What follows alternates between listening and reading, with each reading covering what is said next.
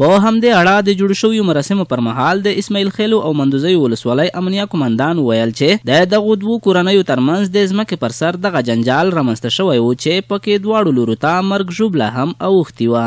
د په خبره چې د ډیرو هڅو په پایله کې د قومي مشرانو په همکارۍ یاده روغه جوړه وشوه.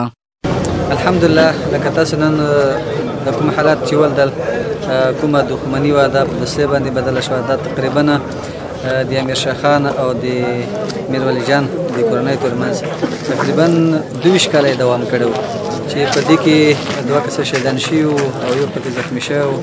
الحمدلله نن ورځ د مشرانو د سپین ږیرو د علما کرامو او د دولتي چارواکو په هلو ځلو الحمدلله دغه دښمني په دوستۍ باندې بدله شوه او نن د دښمنۍ ته پای ټکی کېښودل شو.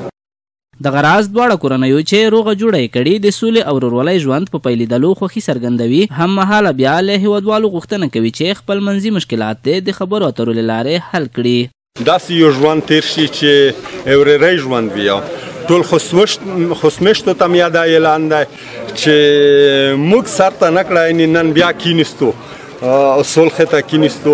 په صلح کې ډېر خوند دی او چې چا مشکل وي په منځ کې حل دی کی او نن ډېر ښکلی وخت د اسلامي امارت دغه غوړي چې دغه صلح وشي خلکو ترمنځ دښمنۍ ورکې شي ښه موقع د ټولو ته مې دا اعلان دی. الحمدلله اسلامي امارت چې راغلی دی ډېر مشکلات یې خلاص کړل او دوستانو هم دا غوښتنه ده الله تعالی د اجرونه درکړي چې کوم زی ته ځینونه ستړي وای الله تعالی دا بدلۍ درکړي. او بل د کوم مشکل چې راغلل دا ډېر ناشنا مشکل ول هم د کورنۍ تباه کول هم د زونۍ تباه کول هم د مالدارۍ تباه کول د ټولو تباهۍ سره مخ. نو هر وخت انسان باید دا فکر وکړي چې د مشکل بل نفر راغړم چې دا خبره کوي.